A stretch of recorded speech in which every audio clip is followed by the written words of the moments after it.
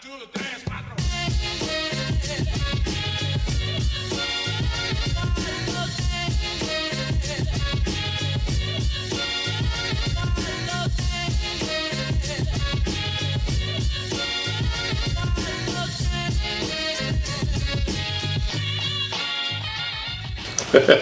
back.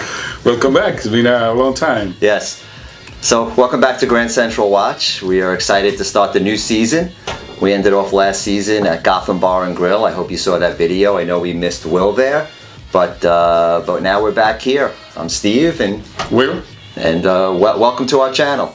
So anyway, we're gonna kick the new year off with something very exciting. We're gonna talk a little space.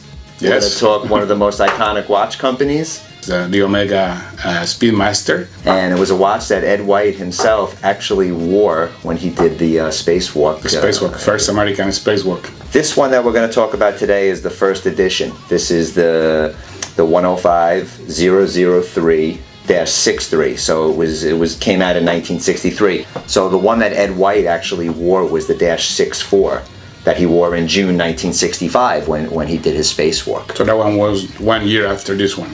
That one that he wore, Omega produced 1 year after, so he probably got it in somewhere in late 64 or 65. And that's the watch he actually wore. What is very interesting also is that Omega has just decided to remake this caliber 321. Yep. It's already on the works. And they started making this, what year was the production of the 321? That came out when? 321, I believe, is from 1946. Okay. And the original caliber is a CH27. Now, it cost them a lot more to produce the 321. And it's one of the reasons that they moved in the 1970s to the next generation. Movement, the 861, it was a less expensive way to produce these watches. And a little bit simpler. You're going to notice that one of the reasons why we love this vintage chronographs also is because it allows the watchmaker to do all these micro adjustments when you're servicing the watch. Right. Modern chronographs are mostly preset from the factory. You clean the watch, you assemble the watch, you lubricate it, you put it back together. These watches have so many components that you have to make sure that everything is working perfectly. Just to cite an example, the minute counter jumper is normally in most of the watches. The Value 72 that most of you know is only one single spring. In this caliber, the 321, and the adjustment for the minute jumper has 5 components. So just the complication of doing that, it shows you the care.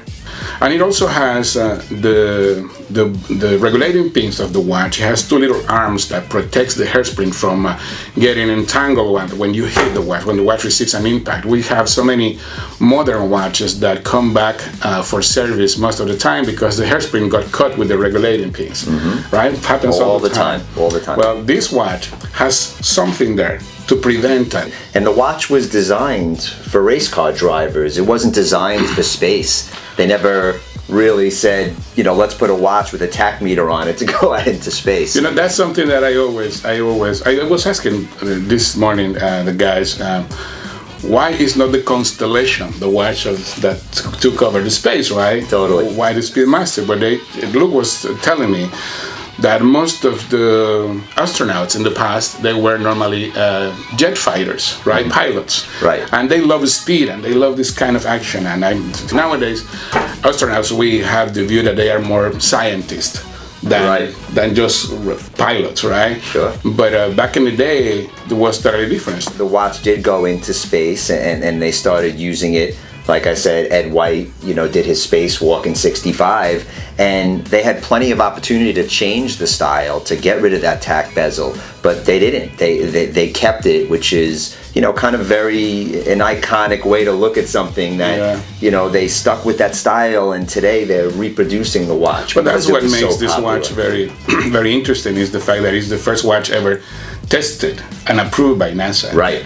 So that's something right there. That makes a huge deal. The old style had straight case lugs here, and it also didn't have a guard in between the crown over here, which later they felt it was a much safer, more secure way if somebody was using the crown to set the time that they wouldn't break off the stem, because on these watches the crown is so much larger than most watches, where if you just twisted it too hard you could potentially break that stem, and doing that up in space could be a big problem. Yeah. Also, the size of the pushers, if you see, is much smaller than the more modern Speedmasters. I mean, it started out with the 2915-1, 2, and 3.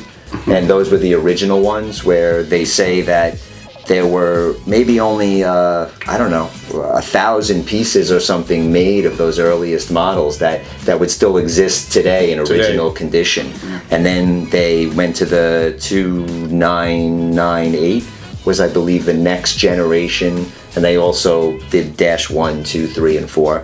And then this one is the 105-003. So then they went to the 105-002.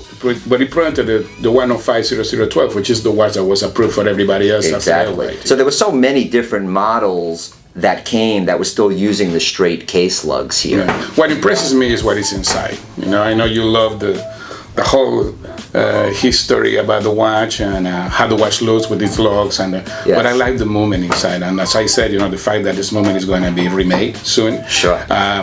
So, I don't know if you've seen this movement in Patek Philippe watches. That movement was used for Patek Philippe, for Vacheron Constantin, and for Audemars Piguet. This is actually a stock watch. We bought this watch, so if you're interested, we're going to service it nicely. Beautiful. We're going to keep everything original and make the watch look like new again without altering anything. And we're going to service this moment, and we're going to make it a chronometer back again. Yes. When it comes to time. Anyway, thanks again for watching. We really love having you. And until next time. Until next time.